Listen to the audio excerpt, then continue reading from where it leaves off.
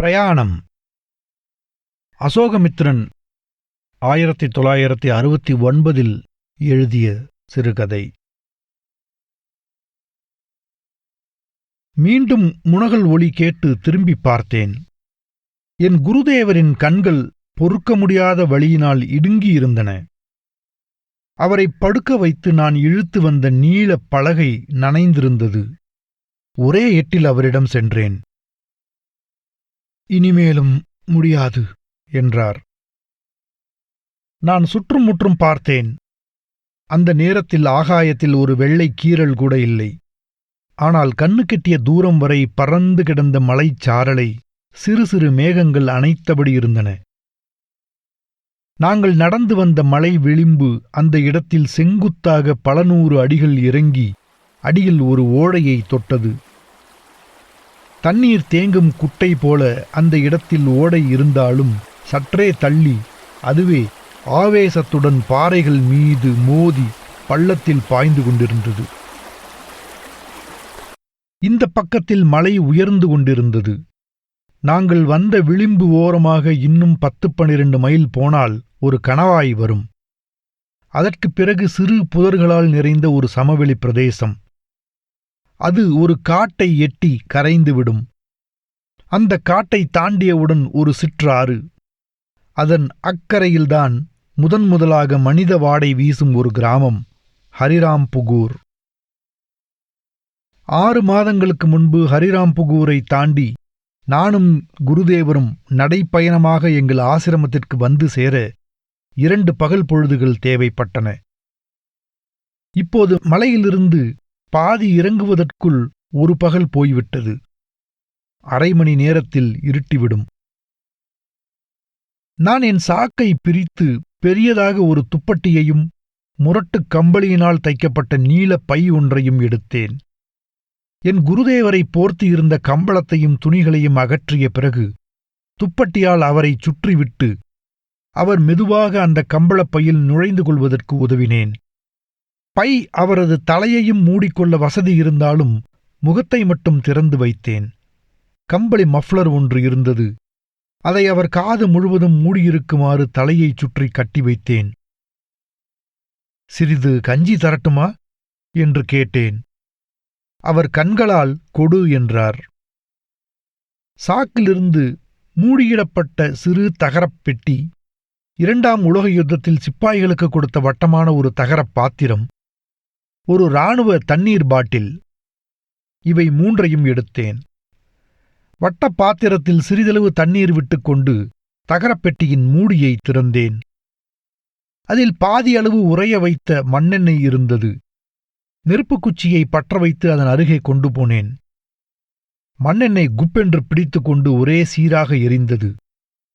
பாத்திரத்தின் மடக்குப் பிடியை நீட்டிக்கொண்டு ஜுவாலையில் தண்ணீரை சுட வைத்தேன். ஒரு கொதி வந்ததும் என் முதுகுப் பையில் சிறு மூட்டையாக கட்டிப்போட்டிருந்த கிழங்கு மாவில் ஒரு பிடி எடுத்துப் போட்டேன். ஒரு குச்சி கொண்டு கிளறிக்கொண்டே மாவுத் தண்ணீரை காய்ச்சினேன். அது கூழாகிவிடக்கூடாதென்று இன்னும் சிறிது தண்ணீர் சேர்த்தேன். கஞ்சி தயாராயிற்று. எரிந்து கொண்டிருந்த தகரப்பெட்டியை அதன் மூடி கொண்டு மூடினேன். நெருப்பு அணைந்து சிறிது மட்டும் வந்தது. கஞ்சியை பாத்திரத்தில் கலக்கியே ஆற வைத்தேன். பொறுத்து கொள்ளக்கூடிய சூடு என்று தோன்றிய போது என் குருதேவரின் தலையை மெதுவாக என் மடிமேல் ஏற்றி வைத்துக்கொண்டு கஞ்சியை அவருக்கு புகட்டலானேன். 2 வாய் குடித்ததும் அவர் போதும் என்றார். அவருக்கு சிறிது தெம்பு வந்திருந்த மாதிரி இருந்தது. மிச்சமிருந்த கஞ்சியை நான் குடித்தேன். பாத்திரத்தை கழுவாமல் ஒரு துணி கொண்டு துடைத்து வைத்தேன். தண்ணீர் பாட்டிலில் சிறிதுதான் தண்ணீர் இருந்தது. நான் கீழே இறங்கி ஓடையில் தண்ணீர் பிடித்து வர அடுத்த நாள் காலையில்தான் முடியும். என் குருதேவர் வாயை திறந்தபடி படுத்திருந்தார். அவரிடம் 1 வருடம் யோகம் பயின்ற நான் வாயை எக்காரணம் கொண்டும் மூச்சு விடுவதற்கு பயன்படுத்தாமல் இருக்க கற்றுக்கொண்டு விட்டேன். 50-60 வருட காலம் முதிர்ந்து யோகியாகவே வாழ்க்கை நடத்திய என் குருதேவர் அந்நேரத்தில் வாயை திறந்து வைத்துக் கொண்டும் கூட மூச்சு விடுவதற்கு பெரும் உபாதைப்பட்டுக் கொண்டிருந்தார். 15 நாட்களுக்கு முன்பு திடீரென்று வயிற்றை அழுத்தி பிடித்துக் கொண்டு அம்மா என்று அவர் கீழே விழும் வரையில் அவர் சுவாசம் விடுவதே மிகவும் கூர்ந்து கவனித்தாளன்றி தெரியாது. அப்படி புலனானால் ஒரு மூச்சுக்கு இன்னொன்று மிக நீண்ட சீரான இடைவெளி விட்டு வருவதை உணர முடியும். இப்போது அவர் வாயால் மூச்சு விடுவதற்கு திணறிக் கொண்டிருந்தார். சூரியன் மலைகளின் பின்னால் விழுந்து மலைகளே மலைகள் மீது பூதாகரமான நிழல்களை படரவிட்டுக் கொண்டிருந்தன. இரவும் அந்த நிழல்களும் ஒன்றரக் கலக்க சில நிமிடங்களே இருந்தன. அதற்குள் அங்கே குச்சி குச்சியாக வளர்ந்த பறந்து கிடந்த செடிகளில் உலர்ந்து போன சிலவற்றை சேகரிக்க நான் முனைந்தேன். எனக்கு குளிரவில்லை. மேலங்கியே போட்டறியாத என் குருதேவர் 2 வாரங்களாக கம்பளத்தைச் சுற்றி கொண்டு கம்பளப் பையிலும் நுழைந்து கிடக்க வேண்டியிருந்தது. அவருக்கு கணப்பு வேண்டும். அர்த்தராத்திரி அளவில் பனி இறங்க ஆரம்பித்துவிடும். ஆவி போல் அல்லாமல் பஞ்சு பொதிகளாகவும் இறங்கும். என் குருதேவருக்கு கணப்பு வேண்டும். இன்னொரு காரணத்திற்காகவும் கணப்பு வேண்டும். பகலில் சில அடிச்சுவடுகள்தான் காணப்படும். இரவு வேளையில் அந்த அடிச்சுவடுக்கு உரியவை வந்துவிடும். உலர்ந்த செடிகளை நான் வேரோடு பிடுங்கிக் கொண்டு வந்தேன். என் கைகளால் மார்போடு அணைத்துக் கொண்டு வரக்கூடிய அளவு 2 முறை கொண்டு வந்து சேர்ப்பதற்குள் எல்லாவற்றையும் கண்ணை இடுக்கிக் கொண்டு பார்க்க வேண்டியிருந்தது. என் குருதேவரை படுக்க வைத்து நான் இழுத்து வந்த பலகையுடன் ஒரு விறகு கட்டும் கட்டி வைத்திருந்தேன். அந்த விறகு துண்டுகள் லகுவில் பற்றிக் கொண்டு விடாது. பற்றிக்கொண்டாலும் ஓர் இரவு நேரத்திற்கு மேல் வராது. எங்கள் ஆசிரமத்தில் இருந்து வருடத்திற்கு 2-3 முறை அத்தியாவசிய தேவைகளுக்காக ஹரிராம்புகூருக்கு நாங்கள் வந்து போகும்போதெல்லாம் பிரயாணத்திற்கு அந்த அளவு கட்டைக்கு மேல் எடுத்துக்கொள்வதில்லை. ஆனால் இம்முறை அது போதவே போதாது என்று எனக்கு தெரிந்துவிட்டது. நான் பிடுங்கி வந்த குச்சிகளில் ஒரு கைப்பிடியில் அடங்குபவையை எடுத்து ஒரு சிறு கூடாரம் மாதிரி தரையில் பொருத்தி வைத்தேன். என் குருதேவரின் கால் பக்கமாகத்தான் வைத்தேன். அந்த பிரதேசத்தில் பறவைகளே கிடையாது. காற்று மிகவும் லேசாக வீசிக்கொண்டிருந்தாலும் மலைச்சாரலில் மோதி பிரதிபலிக்க வேண்டியிருந்ததால் கும் என்ற ஒலி தொடர்ந்து கேட்டுக்கொண்டிருந்தது. பல 100 அடிகள் கீழே, குறைந்தது அரை மைலுக்கு அப்பால் பிரவாகமாக மாறும் ஓடை தொடர்ந்து இரைச்சல் எழுப்பிக் கொண்டிருந்தது. இந்த சப்தங்களும் என் குருதேவரின் மூச்சுத் திணறலும் தவிர வேறு எதுவும் என் காது கேட்க அங்கிருக்கவில்லை. பட்டாசு திரிபோல உலர்ந்த குச்சிகள் பற்றிக் கொண்டு எரிந்தன. அந்த ஜுவாலையில் நுனி மட்டும் படும்படியாக 5-6 விறகு துண்டுகளை ஒரு சக்கரத்தின் 6 கம்புகள் போல வைத்தேன். நட்சத்திரங்கள் கூட்டம் கூட்டமாக தெரிய ஆரம்பித்து விட்டன. ஒரு விறகு பற்றிக்கொண்டு எரிந்தது. நான் பாய்ந்து சென்று அதை கையில் எடுத்து 3-4 வீச்சுகளில் ஜுவாலையை விட்டு எரிவதை அணைத்து அது வெறும் தணலாக எரியும்படி செய்தேன். ஒரு விறகு மட்டும் அதிகமாக புகைந்து கொண்டிருந்தது. அதை தரையில் ஒருமுறை தட்டிவிட்டு புரட்டி வைத்தேன். புகை சிறிது கரைந்தது. நான் என் குருதேவரின் பக்கத்தில் போய் உட்கார்ந்து கொண்டேன். பின்னர் எழுந்து எங்களிடமிருந்து நீண்ட மூங்கில் கழியை என் பக்கத்தில் எடுத்து வைத்துக் கொண்டு அமர்ந்தேன். எல்லா பக்கத்திலும் உறைந்து போன பேரலைகள் போல மலைச்சிகரங்கள் அந்த இருளிலும் கரும் நிழல்களாக கண்ணுக்கு தெரிந்தன. பொழுது விடிய இருக்கும் இன்னும் பல மணி நேரத்துக்கு அவற்றைத்தான் நான் பார்த்து கொண்டிருக்க வேண்டும். அமைதியாக உட்கார்ந்து கொண்டே இருந்ததில் நான் எனக்குள்ளே விரிந்து கொண்டிருக்கும் உணர்வு ஏற்பட ஆரம்பித்தது. ஆசிரம குடிசைக்குள் என் குருதேவர் எந்தவித உடல் இடர்பாடும் இல்லாமல் படுத்திருக்கும் வேளைகளில் நான் ஒவ்வொரு நாளும் வெட்ட வெளியில் உட்கார்ந்து இந்த விசால உணர்வை காத்திருந்து வரவழைத்துக் கொள்வேன். இப்போது என் இச்சையின்றி அந்த விசால உணர்வு வர ஆரம்பித்ததும் அதை அகற்றிவிட வேண்டுமே என்ற கவலை வந்தது. அந்நேரம் தூரத்தில் 2 மலைச்சிகரங்கள் அசைந்து என் திசையில் குவிந்து வருவது போல இருந்தது. என் அடிவயிற்றில் திடீரென்று பயம் எழுந்தது. உடனே மனலயம் கலைந்து போயிற்று. மலைச்சிகரங்களை பார்ப்பதை விட்டு ஆகாயத்தை பார்த்தேன். தாறுமாறாகச் சிதறிக் கிடப்பது போல் இருந்த நட்சத்திரங்கள் சீக்கிரத்தில் தனித்தனி கூட்டங்களாக கண்ணுக்கு தெரிய ஆரம்பித்தன. முதலில் அந்த உருவங்களுக்கு என் மனம் கற்பிக்கும்படியான தோற்றம் ஒன்றும் தோன்றவில்லை. ஆனால் அது மாறி ஒவ்வொரு நட்சத்திர குவியலும் வெவ்வேறு விதமான கை கால்களை நீட்டிக்கொண்டு வெறியுடன் பறந்து செல்லும் உருவங்களாக காண ஆரம்பித்தன. கண்களை மூடிக்கொண்டு மூச்சு விடுவது கூட ஒரு தாள லயத்துடன் தான் வந்து கொண்டிருந்தது. அதன் மீது மனத்தை செலுத்திய போதும் என் நினைவு பிரக்ஞை அமிழ்ந்து என்னை உறக்கத்துக்கு கொண்டு செல்வதை உணர்ந்தேன். அதை தடுத்து கண்களை திறந்து கொண்டு நட்சத்திரங்களை பார்த்தேன். நட்சத்திரங்கள் வெவ்வேறு கூட்டமாக பிரிந்து உருவங்களாக மாறும் தருணத்தில் மலைச் சிகரங்களை நோக்கினேன். என்னை அறியாமல் என் கவனம் என் குருதேவரின் சுவாச ஒளியில் மீண்டும் லயிக்க ஆரம்பித்தபோது எழுந்திருந்து உட்கார்ந்தேன். நான் எக்காரணம் கொண்டும் அன்றிரவு என் நினைவை இழக்கக்கூடாது. மலையை தாண்டி, சமவெளியை தாண்டி, வனத்தை தாண்டி, ஆற்றை தாண்டி ஹரிராம்புகூரை அடைந்தே தீர வேண்டும். என் குருதேவருக்கு வைத்திய உதவி கிட்டும்படி செய்ய வேண்டும். பனி இறங்க ஆரம்பித்தது. நான் எங்களிடம் மிகுதியிருந்த ஒரே பழைய துண்டை தலையோடு போர்த்தி கொண்டு ஒரு தொடையை இன்னொரு தொடை மீது இறுக்கி வைத்துக் கொண்டு உட்கார்ந்தேன். மலைச்சிகரங்களிடையே புகுந்து வீசிக்கொண்டு செல்லும் காற்றின் ஒளி எனக்குள்ளேயே கேட்டது. ஓடை சப்தமும் கேட்டது. நான் விரிந்து கொண்டிருந்தேன். எல்லா திசைகளிலுமாக விரிந்து கொண்டிருந்தேன். கணத்துக்கு கணம் நான் லேசாகிக் கொண்டே வந்து எனக்கு எடை உருவமே இல்லை என்கிற அளவுக்கு விரிந்து இன்னமும் விரிந்து கொண்டிருந்தேன். எல்லா ஒளிகளையும் கேட்க முடிந்த எனக்கு அவையெல்லாம் எங்கோ ஓர் அடித்தளத்தில் மட்டும் இயங்கிக் கொண்டிருந்ததாகத்தான் தோன்றியது. அப்போது தனியாக ஒரு ஒளி, அவை எல்லாவற்றிற்கும் மேலாக ஒன்று கேட்டது. அந்த நிலையில், அந்த தருணத்தில் அது பொருந்திப் போகவில்லை. மறுபடியும் அந்த சீறல் வந்தது. நான் நொடிப்பொழுதில் என்னை குறுக்கிக் கொண்டேன். ஒரு வருட பயிற்சியால் மனலயத்தில் நான் அடைந்திருந்த தேர்ச்சி எனக்கு அப்போது வேண்டாததாக இருந்தது. அந்தச் சீறல் மீண்டும் கேட்டது. என் பக்கத்தில் இருந்த தடியை பற்றிய வண்ணம் சீறல் வந்த திசையில் பார்த்தேன். 2 மின்மினிப் பூச்சிகள் பளிச்சிட்டன. என் கழியை வீசினேன். முதல் வீச்சில் அந்த இரட்டை ஒளிப்பொறிகள் சிறிது அசைந்து மட்டும் கொடுத்தன. நான் என் கையை எட்டி மீண்டும் கழியை வீசினேன். அது எதன் மீதோ தாக்கிற்று. மயிர் குத்திடக்கூடிய ஊளை ஒளி கேட்டது. மறுகணம் அந்த ஓநாய் பின்வாங்கி ஓடிச் சென்று விட்டது. என் குருதேவரின் பக்கம் பார்த்தேன்.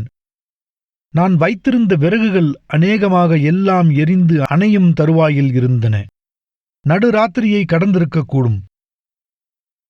நான் தூங்கிப் போயிருந்திருக்கிறேன். தணலாக இருந்த விறகுகள் கூட முக்காலுக்கு மேல் சாம்பலாகிப் போயிருந்தன. அதன் பிறகுதான் ஒரு ஓநாய் வந்திருக்கிறது. ஒரு சான் அளவுக்கு மிஞ்சியிருந்த ஒரு கட்டை துண்டை ஊதி ஊதி ஜுவாலை எழச் செய்தேன். அதைக் கொண்டு என் குருதேவரை தலையிலிருந்து கால்வரை பார்த்தேன்.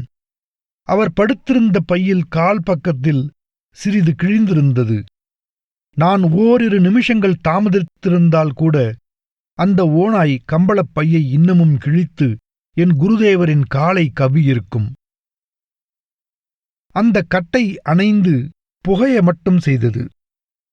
நான் உறைந்த மண்ணெண்ணெயை ஒரு விரலில் எடுத்து தணல் மீது வைத்தேன். கட்டை பற்றிக் கொண்டு எரிந்தது. அதை என் குருதேவரின் முகத்தருகே கொண்டு சென்று ஐயா என்று கூப்பிட்டேன். அவர் காதில் அது விழவில்லை. முன்பு வாயை திறந்து படுத்துக் கொண்டிருந்தவர் இப்போது வாயை மூடிக்கொண்டு தூங்கிக் கொண்டிருந்தார். நான் தூங்கிக் கொண்டிருந்த வேளையில் அவருக்கு தாகம் எடுத்திருக்கக்கூடும், பசித்திருக்கக்கூடும். நான் ஐயா என்று சொல்லி அவரை சிறிது அசைத்து எழுப்பினேன். அவர் அப்படியே இருந்தார். அவர் மூக்கருகே என் புறங்கையை வைத்துப் பார்த்தேன். அடுத்தபடி என் காதை அப்படியே அவர் மார்பு மீது அழுத்திக் கொண்டு கேட்டேன்.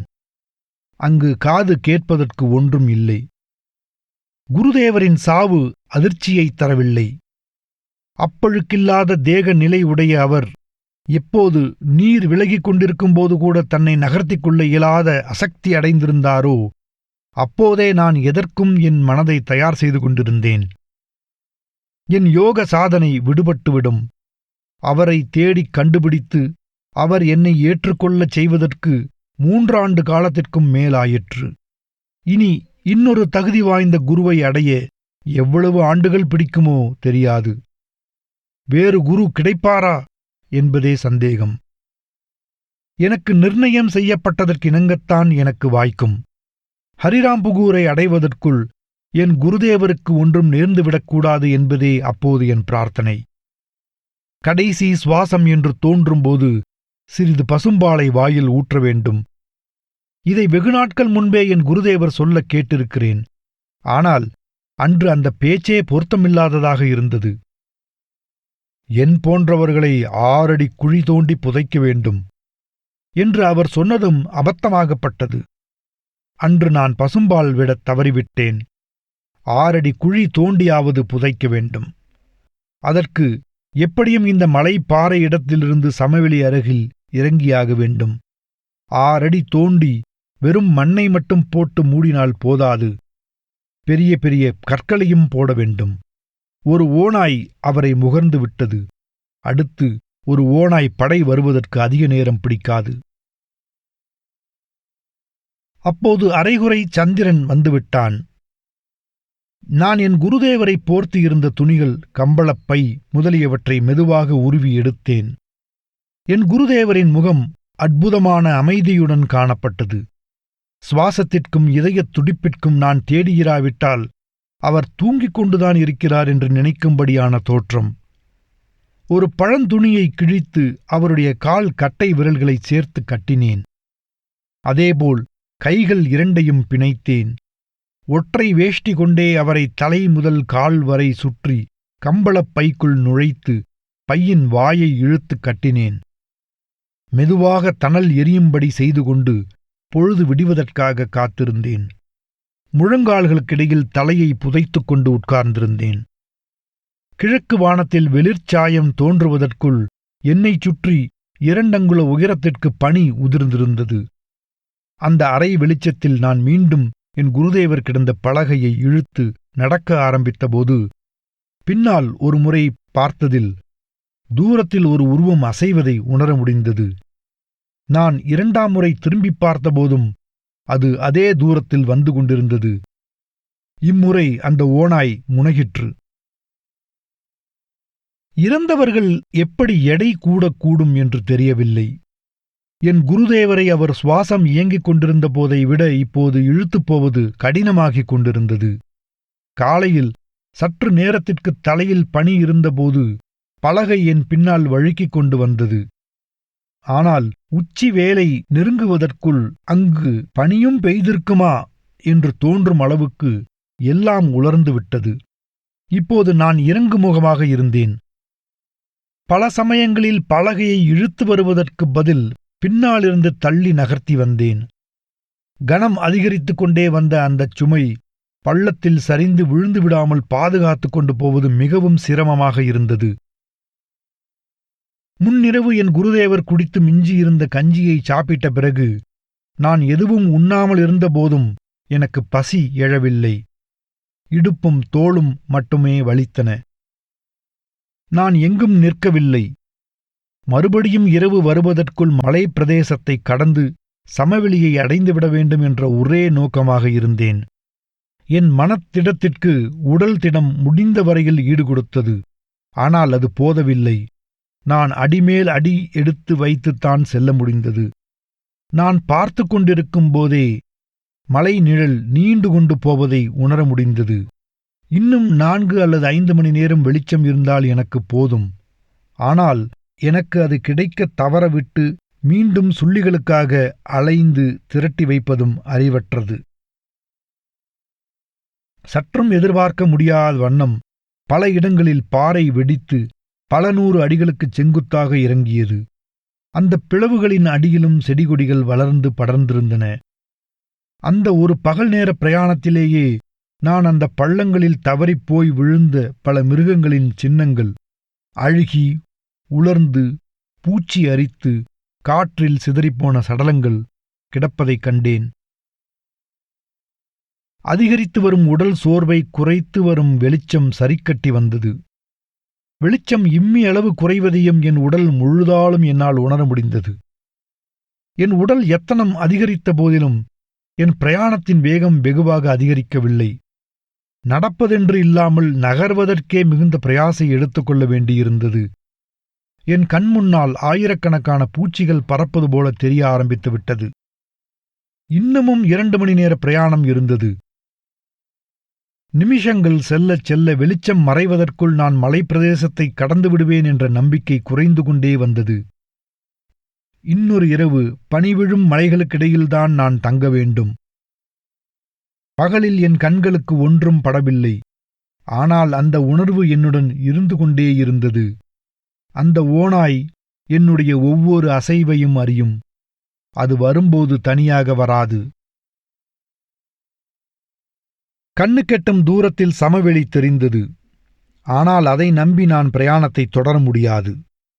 என் குருதேவரின் சடலம் கிடந்த பலகையை அப்படியே தழைத்து கீழே வைத்துவிட்டு மீண்டும் சுள்ளிகளுக்காக அலைந்தேன். நேற்று கிடைத்த அளவு கிடைக்கவில்லை. நேற்றை விட இன்று நான் ஒரு நாள் வயது கூடுதலானவன். உடல் களைப்பும் பலகீனமும் அதிகரித்தவன். கிடைத்ததை வைத்து நெருப்பு பற்ற வைத்தேன். 4 விறகு கட்டைகள் பாக்கியிருந்தன. ஒவ்வொன்றாக பற்ற வைத்துக் கொண்டு தணலாக எரியும் விறகுடன் என் குருதேவரின் சடலத்தை சுற்றி சுற்றி வந்து கொண்டிருந்தேன். இன்றும் நான் தங்கிய இடத்திற்கு பக்கத்திலேயே செங்குத்தாக பள்ளம் இறங்கியது. அங்கு ஓடை இல்லை.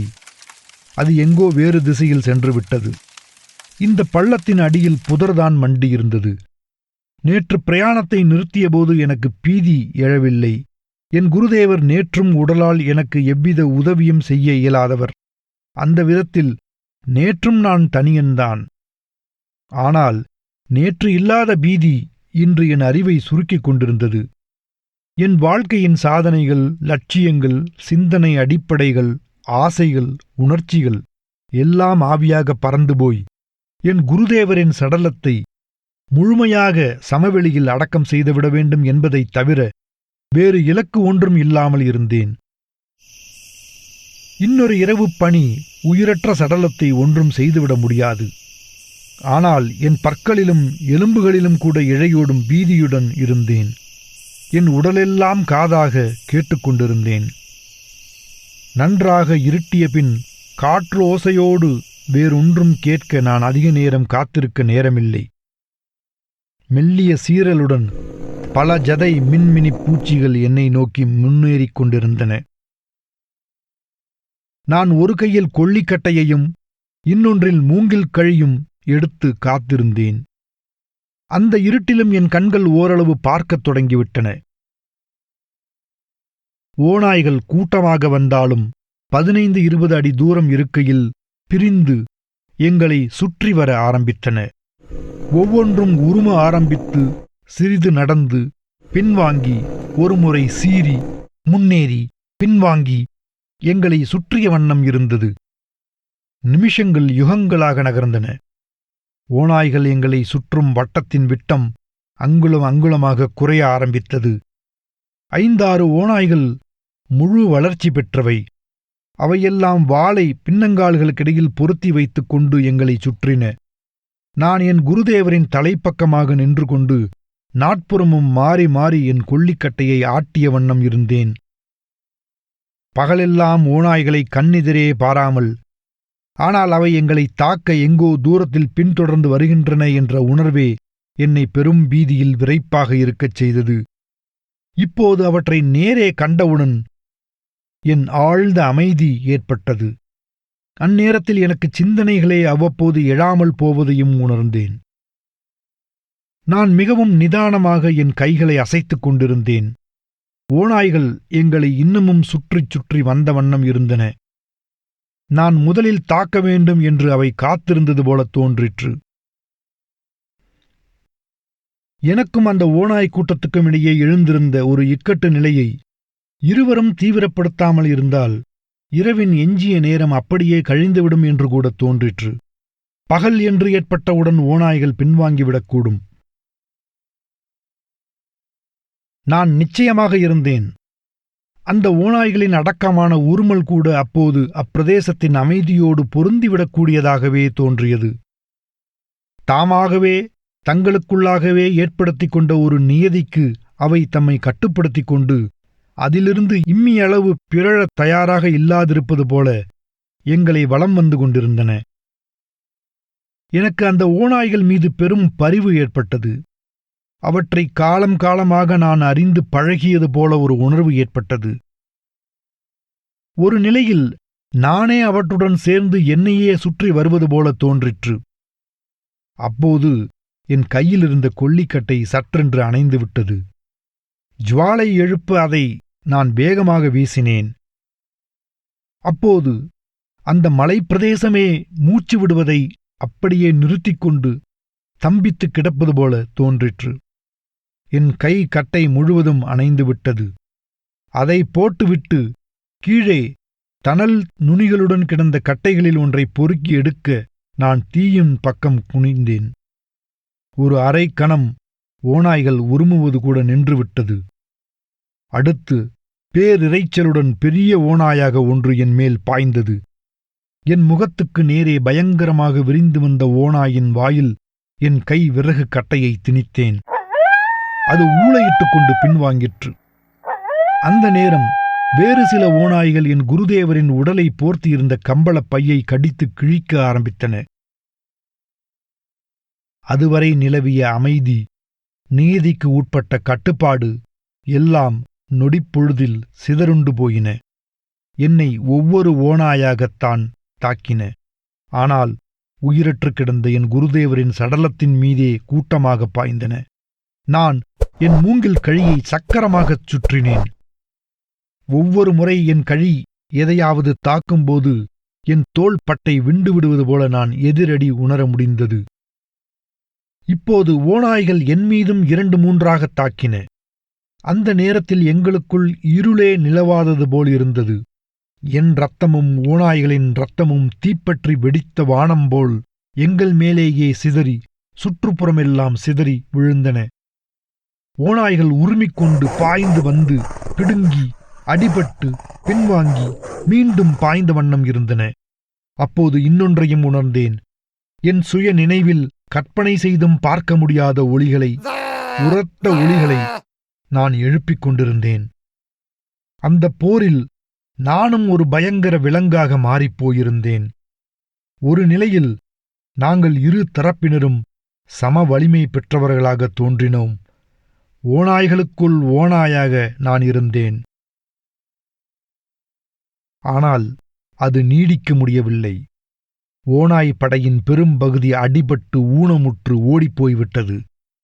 3 தான் எஞ்சியிருந்தன. என் மேலங்கி பல இடங்களில் கிழிந்து இரத்தக்கரையோடு தொங்கிக் கொண்டிருந்தது. என் குருதேவரின் சடலம் வைக்கப்பட்ட கம்பளப் பை எப்போதோ துண்டு துண்டுகளாக்கப்பட்டு விலகிக் கிடந்தது. ஒரு ஓநாய் என் கழியின் வீச்சில் படாமல் என்னை பல திசைகளிலிருந்து தாக்கிக் கொண்டிருந்தது. நான் தழைய வீசினால் அது எகிரி குதித்தது. நான் மேலாக வீசினால் அது தலையை தரை மட்டத்துக்குத் தாழ்த்திக் கொண்டது. அதை ஒழித்துவிட என் வெறியெல்லாம் சேமித்து நான் போரிட்டுக் கொண்டிருந்தேன். அது என்னுடைய ஒவ்வொரு அசைவையும் உணர்ந்ததாக இருந்தது. ஒரு இரட்டை சகோதரனிடம் ஏற்படும் அன்புடனும் குரோதத்துடனும் நான் அதை தாக்கினேன்.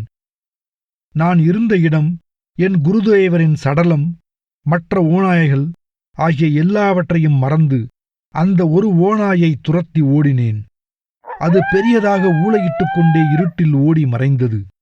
அது ஊளையிடுவதாக கேட்கவில்லை. ஏதோ வெற்றி முரசு முழக்குவது போல சீறிவிட்டுத்தான் சென்றிருந்தது. மற்ற 2 ஓநாய்கள் என் குருதேவரின் சடலத்தை கவ்வி இழுத்து கொண்டிருந்தன. ஐயோ என்று நான் அலறிக்கொண்டு அவை மீது பாய்ந்தேன். அதற்குள் என் குருதேவரின் சடலத்துடன் அவை பள்ளத்தில் விழுந்துவிட்டன.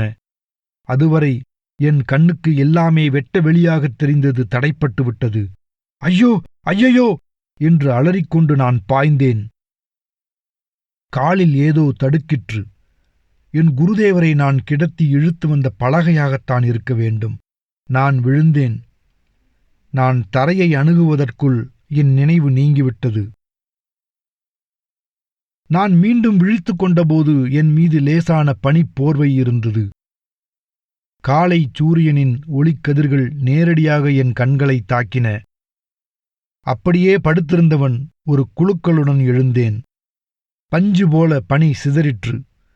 நான் கிடந்த இடத்திலிருந்து சற்று தள்ளியிருந்த பள்ளத்தில் எட்டிப் பார்த்தேன்.